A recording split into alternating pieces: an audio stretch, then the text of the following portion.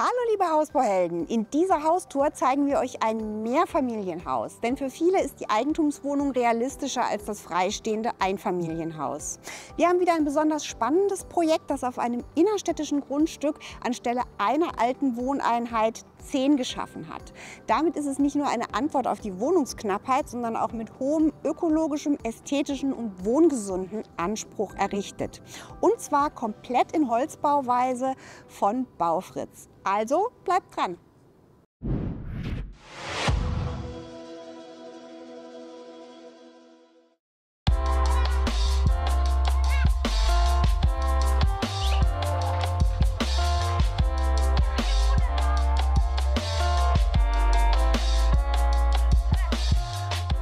Das Gesamtobjekt hat Außenmaße von 37,80 Meter mal 12,40 Meter, insgesamt 891 Quadratmeter Wohnfläche und 9 bzw. 10 Eigentumswohnungen. Die kleinste ist etwas unter 50 Quadratmeter, die größte etwa 100 Quadratmeter. Und da 2 Wohnungen zu einer zusammengelegt worden sind, deshalb 9 im Moment, gibt es da eine Wohnung mit 125 Quadratmetern. Diese und eine kleine Wohnung im Erdgeschoss bzw. eine unbewohnte Dachgeschosswohnung zeigen wir euch auch nachher von innen. Aber jetzt bleiben wir mal ganz kurz außen. Wir haben hier ein 33 Grad geneigtes Satteldach. Ursprünglich geplant waren 2 Vollgeschosse mit Flachdach und zurückspringendem Staffelgeschoss. Dann hätte man nämlich oben 4 statt 2 Dachgeschosswohnungen unterbekommen. Das war aber hier nicht möglich, denn es musste sich angepasst werden an die umgebende Bebauung. Wir haben hier Reihenhäuser mit Satteldach und deshalb sind auch diese Wohnungen, das sehen wir gleich auf der anderen Seite, ein bisschen gestaltet wie ein Reihenhausobjekt. Die Erdgeschosswohnungen haben alle einen separaten Eingang und für die oberen Wohnungen gibt es einen gesammelten Eingang. Es ist insgesamt ein barrierefreies Objekt. Alle Wohnungen im Erdgeschoss sind natürlich auch ebenerdig zugänglich und es gibt noch eine Tiefgarage, die ist etwas größer als das Haus. Da haben wir noch mal etwa 100 Quadratmeter Kellerfläche und 21 breite und gut zu nutzende Stellplätze. Denn das muss ja bei so einem Objekt auch immer geklärt sein, dass es pro Wohneinheit 2 Parkplätze gibt. Und jetzt schauen wir mal außen rum.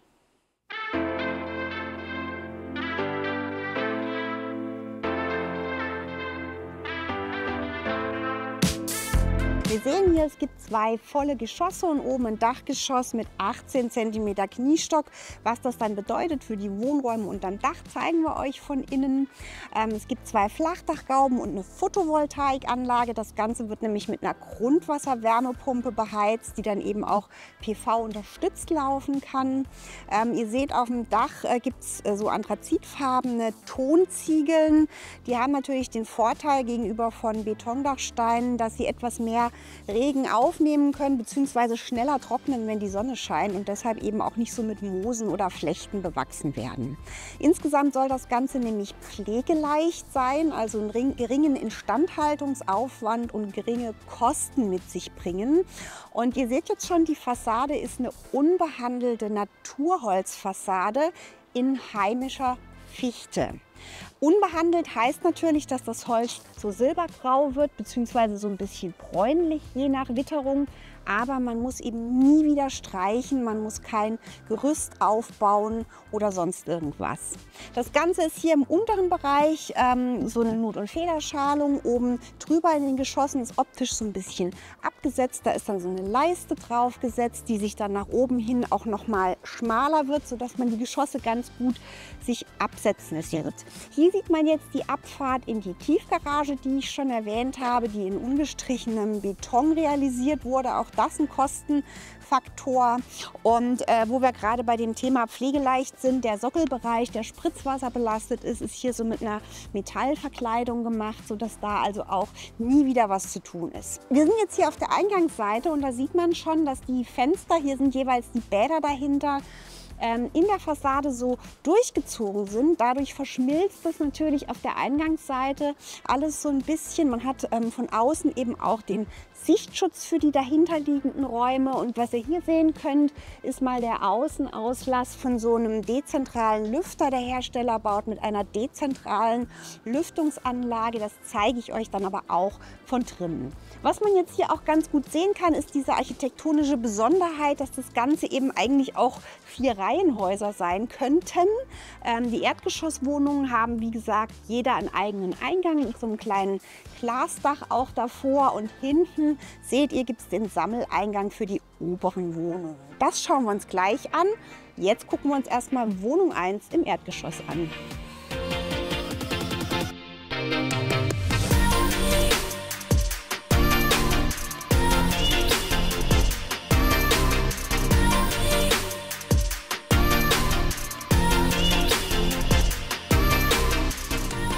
Wohnung 1 hat etwa 75 Quadratmeter. Hier sind wir jetzt in der Diele mit 5,6 Quadratmetern. Lichte Raumhöhe ist hier überall 2,47 Meter.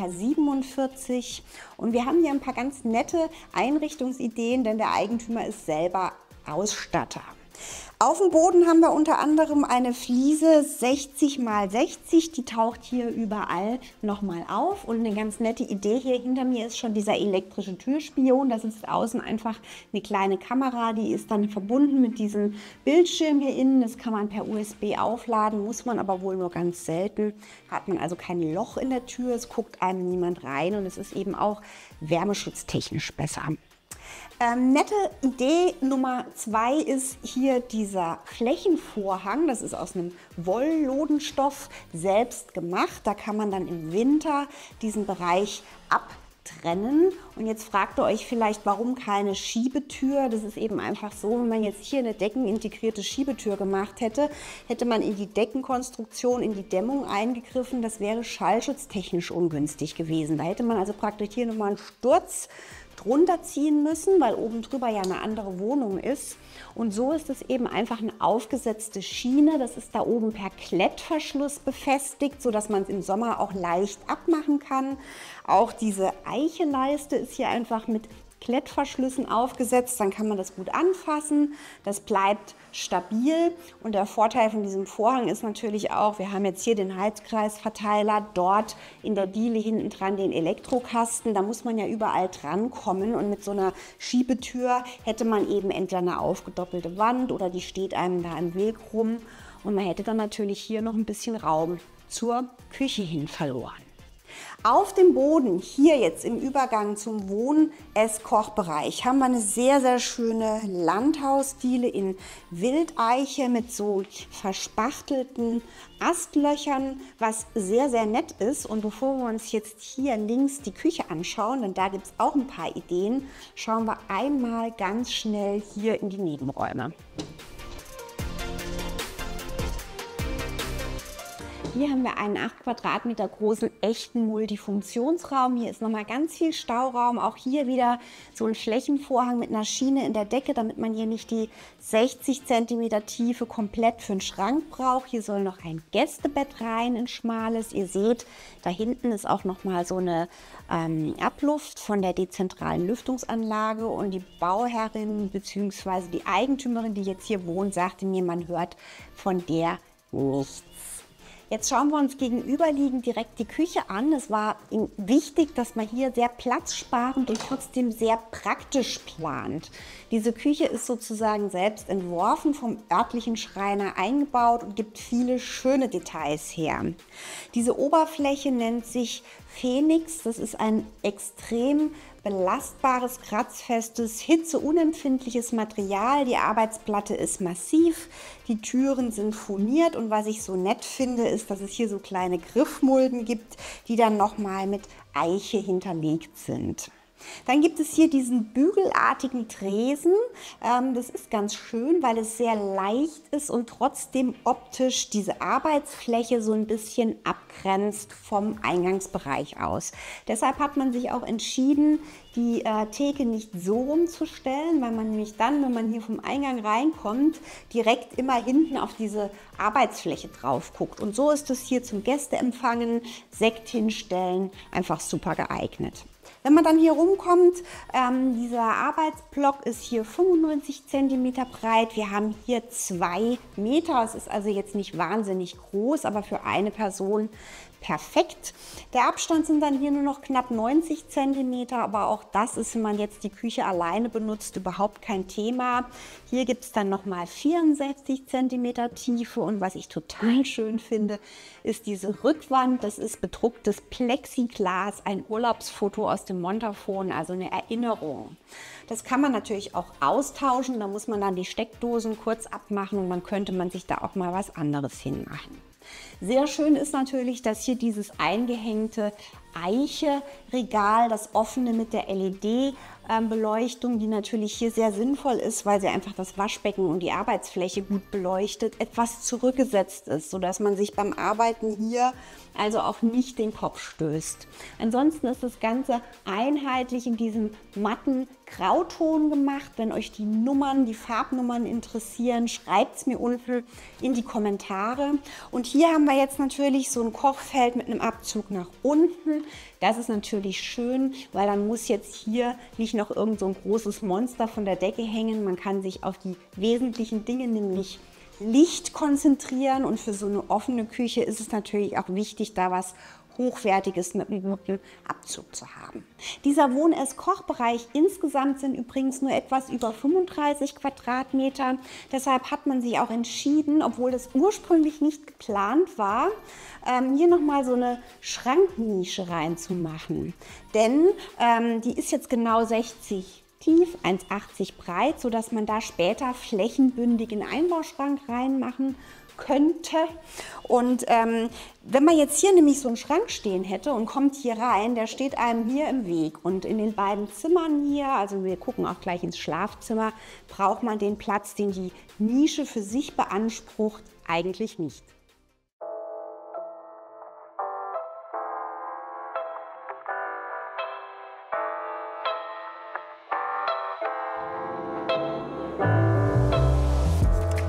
Das Schlafzimmer hat jetzt noch knapp 15 Quadratmeter. Das ist für eine Person super ausreichend. Und ihr seht, diese Nische für den Schrank, die stört hier überhaupt nicht und ist außen wirklich ein Gewinn. Auf dem Boden haben wir jetzt hier einen sehr, sehr wohnlichen Teppich. Das ist total angenehm fürs Schlafzimmer, auch akustisch und es ist fußwarm. Und hier seht ihr jetzt mal den Zugang zur fast 31 oder 33 Quadratmeter großen Terrasse. Wir schauen uns das vom Wohnbereich nochmal an.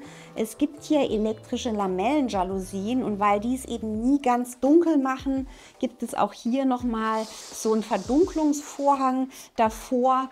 Das ist eigentlich eine ganz praktische Lösung, damit man es da dann eben auch wirklich zum Schlafen ganz abdunkeln kann. Und den schwellenfreien Austritt nach draußen zeige ich euch jetzt im Wohnzimmer.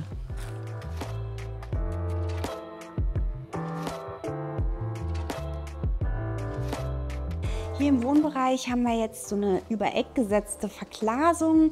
Hier gibt es einmal eine Festverglasung, wo man nicht raus kann. Die ist 1,40 mal 2,16 und hier haben wir jetzt ein geteiltes Element, das ist jeweils 1,10 Meter breit mit einer breiten Terrassentür, die eben auch 1,10 breit ist und einer extra flachen Schwelle.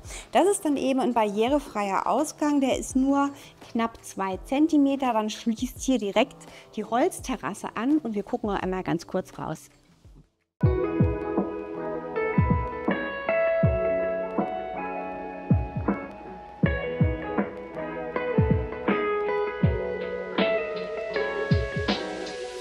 Alle Erdgeschosswohnungen haben, wie gesagt, diese eigene Terrasse mit 33 Quadratmetern und ein kleines Stück Garten, das anschließt. Und was eben ganz wichtig ist, dass hier auch eine Markise schon angebracht ist. Sowas muss man in der Planung vorher wissen. Da ist dann entsprechend schon vorbereitet die Befestigung. Und was ich sehr schön finde, ist, dass das jetzt farblich auch toll abgestimmt stimmt es. Es gibt nämlich bei dem Hersteller sehr hochwertige Holz-Alu-Fenster.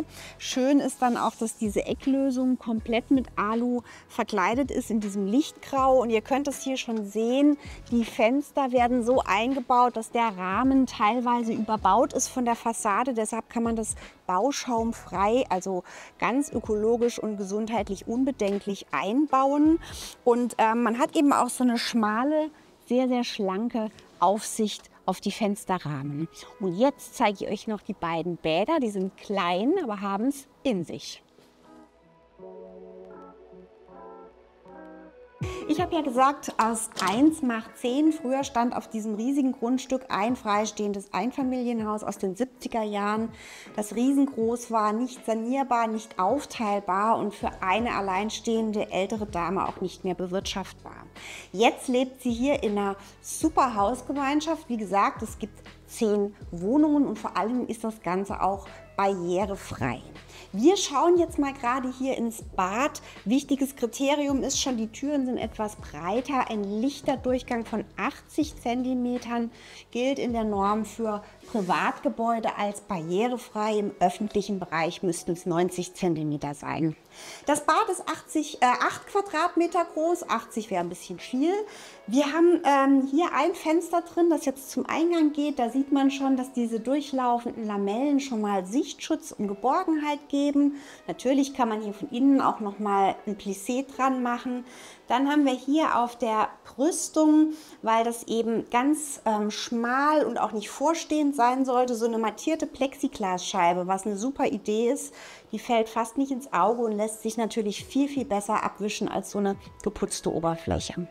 Hier ist dann auch noch Platz für eine Waschmaschine, da könnte auch noch ein Trockner draufstehen. Hier habt ihr jetzt das, was ich euch von außen gezeigt habe, diesen etwas stärkeren Lüfter fürs Badezimmer. Den hört man dann auch mal. In den Schlafräumen sind auch solche externen oder dezentralen Lüftungsgeräte, die man nicht hört. Hier soll noch so ein Vorhang auch davor, dass man das Ganze nicht sieht. Und hier haben wir jetzt eine bodengleiche geflieste Dusche. Das sind 90 mal 1 Meter. Sehr schön hinten dieser Ablauf, der da eben auch nicht im Weg ist. Die Bewohnerin sagte mir, sie kommt da wunderbar klar. Das Wasser fließt gut ab, weil das letztens jemand gefragt hat. Man kann die auch sehr, sehr leicht reinigen. Man kann das rausheben. Da ist ein Haarfangsieb drin, wie in jedem anderen Duschablauf auch. Ganz toll ist, dass wir hier so eine beleuchtete Nische haben. Das ist nicht Standard, das musste dazu bestellt werden. Die Rückwand ist dann mit so lackierten oder hochglanz glasierten Metrofliesen gemacht. Dann haben wir hier ein LED-Lichtband eingelassen, was ich immer sehr schön finde. Hier ist komplett die Installation, die Wasserinstallation. Dahinter hier ist dann nochmal eine Revisionsöffnung. Da soll dann noch passgenau ein Bild drauf, sodass man das dann auch weiterhin gut aufmachen kann. Und hier war eben dann auch möglich, weil das ja eine aufgedoppelte Wand ist, so eine Einbaunische mit dem Schrank zu machen. Hier sagten sie mir dann, weil ich das mit dieser Abschlussleiste so schön fand, naja, die Nische war etwas größer und dann haben sie keinen passenden Schrank gefunden und das Ganze kurzerhand auch nochmal mit Plexiglas abgedeckt. Das sei ein Provisorium. Ich finde, das ist eine sehr schöne Idee und Lösung, die vielleicht auch bleibt. Und jetzt schauen wir uns gegenüber das kleine Gäste-WC an, das mit 2,9 Quadratmetern zwar klein, aber wirklich ist. Ihr seht schon hinter mir an der Wand diese Wahnsinnstapete, die natürlich besonders gut zur Geltung kommt, weil es hier auch nochmal Streiflicht hat. Dann, was ihr gleich über ein Schnittbild sehen könnt, vielleicht die Decke, die hat der Eigentümer mit Goldfarbe gespachtelt und dann selber so eine runde Lampe gebaut. Das ist einfach nur so ein runder Klotz, sagte er mir, mit einem LED-Band drumherum und dann nochmal eine etwas größere runde Scheibe unten drunter gesetzt und auch Gold gespachtelt. Und mit diesem Streiflicht und dieser indirekten Beleuchtung bekommt dieser Raum echt dezenten Glamour. Was ich sehr schön finde, weil wir jetzt hier schwarze Armaturen und schwarze Accessoires haben. Hier ist jetzt mal so eine schwarze Plexiglasscheibe drauf, was wirklich irgendwie sehr schick aussieht. Und ein nettes Detail, hier hat sich der Fliesenleger wirklich super viel Gedanken gemacht. Der gehört übrigens zum Hausanbieter. Da ist also ein durchgehendes Fliesenfugenmuster von der Diele. Hier der Türbereich ist entsprechend belegt bis ins Bad. Dann läuft es hier auch hoch zu den Wandfliesen und auf der Seite auch die Fliesen von der Fußleiste sind da angepasst. Es ist genau so, dass diese Fliese hier zweimal ganz reinpasst und ich erwähne das, weil sowas passiert nicht automatisch. Wenn man das haben will, muss man darauf achten oder wirklich sehr hochwertige Handwerker haben. Und jetzt schauen wir uns noch die oberen Geschosse an.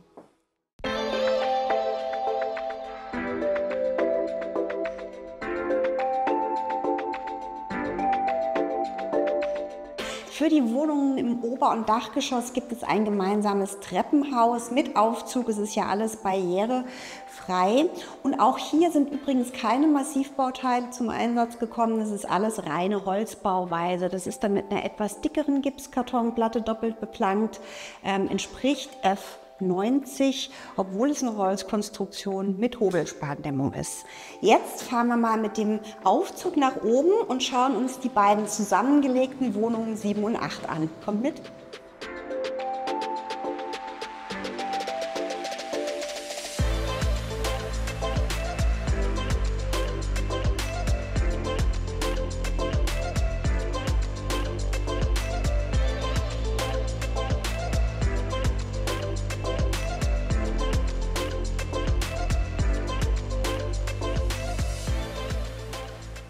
Wir betreten die beiden zusammengelegten Wohnungen, die ja 2 Eingänge hat, jetzt über den Kücheneingang.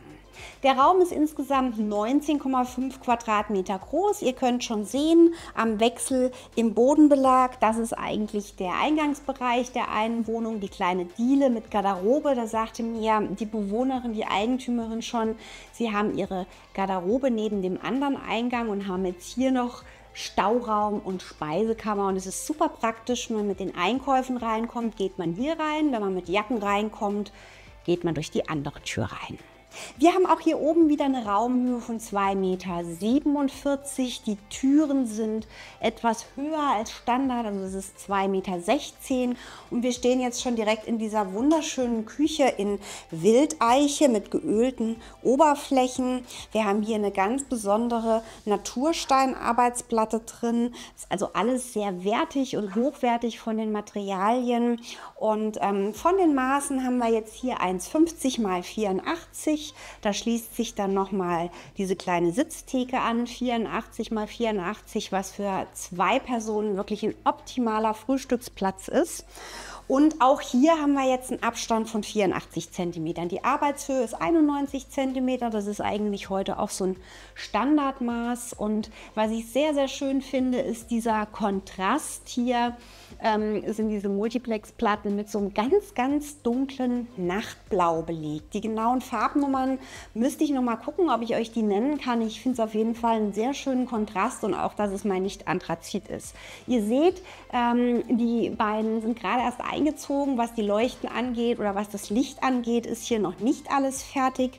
Sehr schön ist auch, dass man hier wieder diesen Kochfeldabzug nach unten hat. Diese Rückwand auch hier wieder mit so einer sehr gut abwaschbaren Glasscheibe gemacht, das heißt ohne Fugen. Es ist Licht da, es gibt einmal offene Regale, die so ein bisschen zurückversetzt sind, dass man sich eben auch nicht den Kopf stößt. Und hier hinten in der Ecke sehen wir jetzt, im ursprünglichen Grundriss war hier nochmal eine kleine Speisekammer abgetrennt. Da läuft hinten ein Versorgungsschacht hoch und dann hat man sich gesagt, es ist ein bisschen eng, wird vielleicht auch ein bisschen warm. Wir ziehen das so nach hinten, haben hier den Backofen und das hat sich wohl total bewährt. Es gibt auch noch eine Speisekammer, denn die Wohnung hat natürlich eine zweite Küche. Aber jetzt schauen wir hier erstmal um die Ecke in den angeschlossenen kleinen Wohnbereich.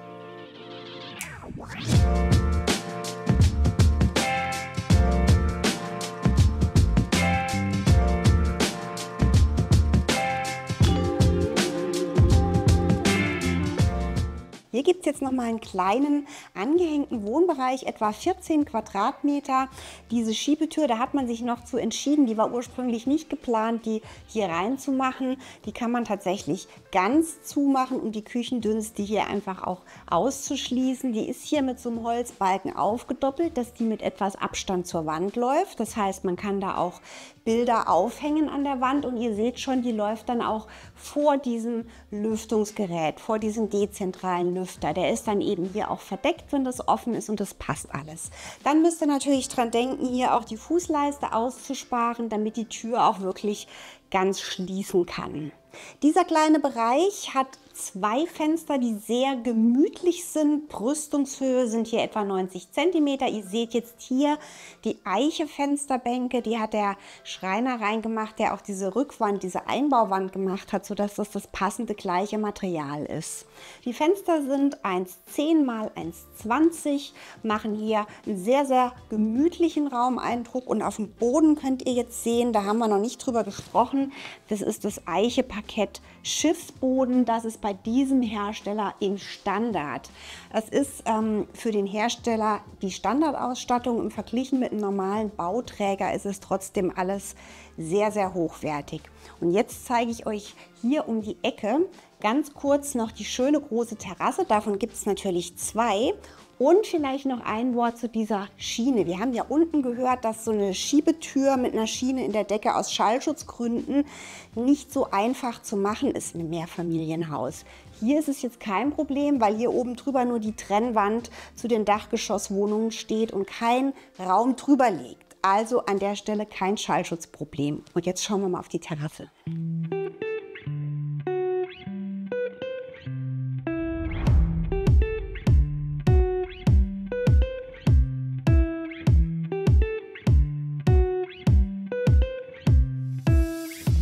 Hier haben wir jetzt diese Terrasse, die wirklich eine Verlängerung auch im Sommer von der Küche nach draußen ist.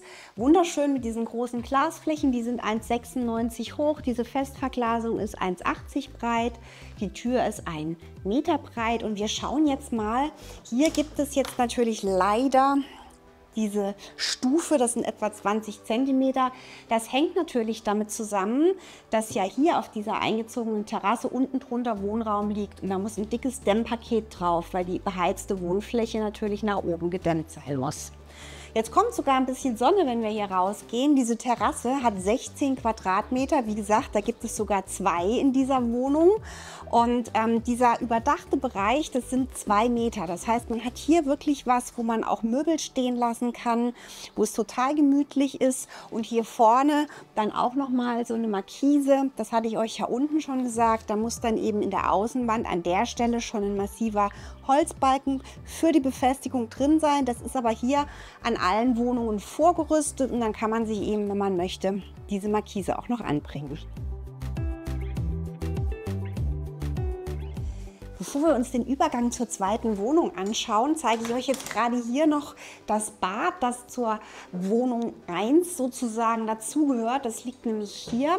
Das hat mit 8,9 Quadratmetern wirklich große Fläche. Das ist eigentlich als Gästebad gedacht. Das ist ein innenliegendes Bad. Deshalb hat es eben auch den etwas leistungsstarken Lüfter hier, den man auch so ein bisschen hört. Die anderen in den Schlafräumen hört man, wie gesagt, nicht. Wir haben hier überall auch die Standardausstattung drin. Diese, wie ich finde, sehr schönen Fliesen, 30 x 60, so ein bisschen in Kalksteinoptik. Auch an den Wänden, auch hier wieder die Fugen sehr schön durchgezogen zwischen Wand- und Bodenfliesen. Und hier hinten gibt es eine große geflieste bodengleiche Dusche, die auch sehr komfortabel ist. Und auf der anderen Seite ist hier sogar noch Platz für Waschmaschine und Trockner. Drüben das Bad, das dann direkt neben den Schlafräumen liegt, sollte eigentlich das Hauptbad sein, aber die Eigentümerin sagte mir schon, dieses Bad wird auch oft benutzt. Und jetzt schauen wir uns das Gästezimmer bzw. die Rückzugsräume an.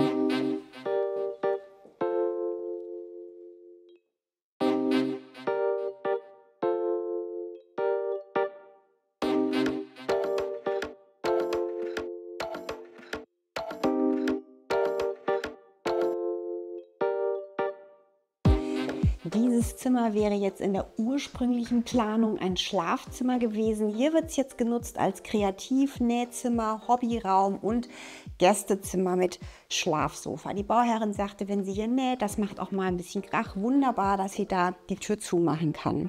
Wir haben jetzt hier das bekannte Fenster. Das war 1,20 mal 1,10. Hier gibt es nochmal einen Austritt auch auf die wunderschöne Terrasse. Und das Ganze ist jetzt so ein bisschen auch der Übergangsraum zur Wohnung 8, die dann hier anschließt. Ihr könnt das schon sehen, hier ist die Wand viel dicker. Wir haben jetzt hier 41 cm Wand und es wäre eben möglich, später hier auch nochmal zuzumachen, sodass man wieder 2 getrennte Wohneinheiten hat. Das ist den Bauherren ganz wichtig gewesen, flexibel zu sein, dass man also hier Platz hat, vielleicht noch eine Pflegekraft reinzuholen oder eben auch die Wohnungen nochmal trennen kann und einen Teil vermieten, wenn dann später mal irgendwann nur noch einer da ist. Und deshalb ist dieser Bereich, in den wir jetzt kommen, die Küche der zweiten Wohnung. Hier ist schon vorgerüstet, also in dieser Wand die Küchenanschlüsse. Hier hinten sieht man, ist ein kleines Waschbecken drin. Das nutzt die Familie auch so ein bisschen als Speisekammer, als Abstellraum. Hier kann man sich auch mal schnell morgens einen Tee machen.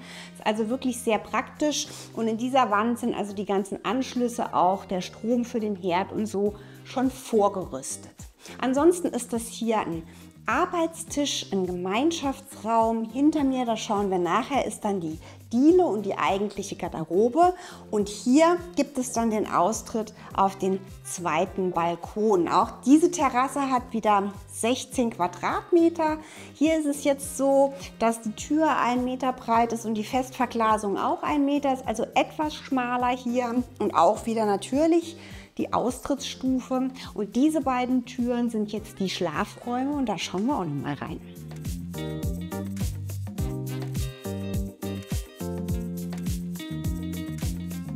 Hier der Raum hinter mir, finde ich, ist sehr, sehr schön, weil man mal sehen kann, dass man auch Schlafen und Büro ganz gut kombinieren kann in einem Raum, der nur rund 12 Quadratmeter ist. Das ist also ein Schlafbüro. Schönes Wort. Und wir sehen, dass hier Möbel vom Schreiner drin sind, Einbaumöbel vom Partnerschreiner des Hausherstellers, auch alles in Eiche, Astig. Und dann kann man eben sehen, dass das hier gleich so gemacht ist, dass man den Arbeitsplatz ausziehen kann. Unten drunter ist Platz für den Drucker. Hier sind Aktenordner unterzubringen. Und wenn das zu ist, ist es einfach ein sehr, sehr schöner, ruhiger Bereich und man sieht die Arbeit auch nicht mehr. Hier ist dann praktisch einfach der Nachttisch erhöht worden. Dann hat man unten einen Nachttisch, hat zwischen Platz für Bücher und oben nochmal 2 Regale, wo genau Aktenordner reinpassen.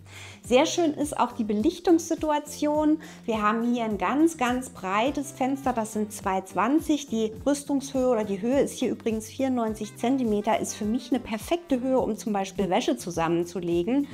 Und mit Blick ins Grüne. Und hier haben wir das hochliegende Fensterband, Brüstungshöhe etwa 1,40. Das sind 2,10 Meter mal 74 cm. Das ist so ein Kippbeschlag. Das ist eigentlich ganz geschickt zum Lüften. Und man hat wirklich von draußen den Sichtschutz, aber wahnsinnig viel Licht hier drin. Nebendran gibt es noch ein zweites Schlafzimmer und das schauen wir uns jetzt auch noch an.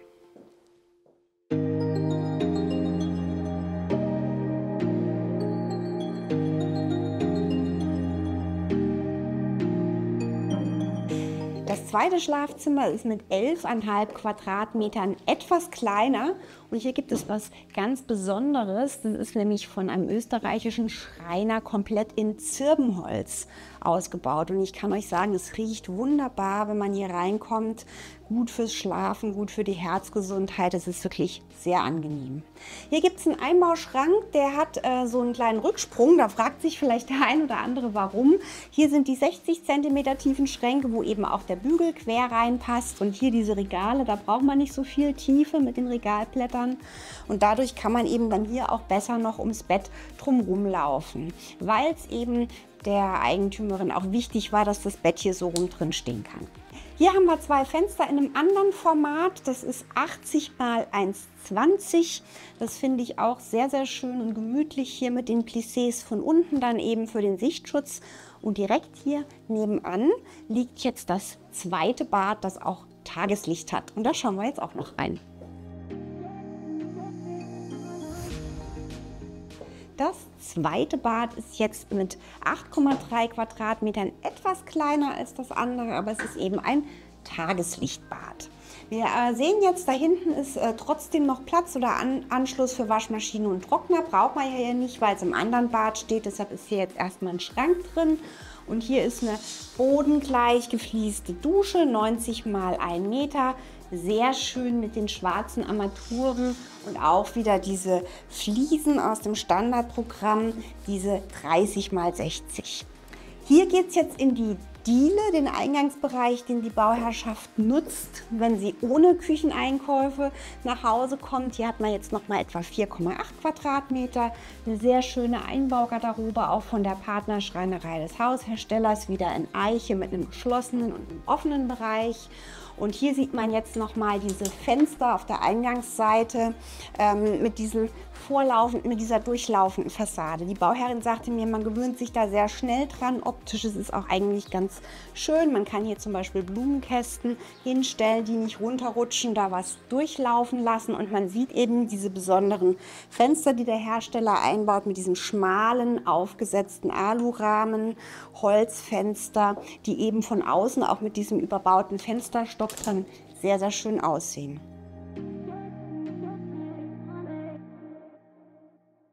Die 2 Wohnungen im Dachgeschoss sind noch nicht bewohnt, aber wir zeigen euch ganz schnell einen Schnelldurchlauf, damit ihr sehen könnt, wie viel Tageslicht durch Dachflächenfenster reinkommt und was ein 18 cm Kniestock bedeutet. Kommt mit!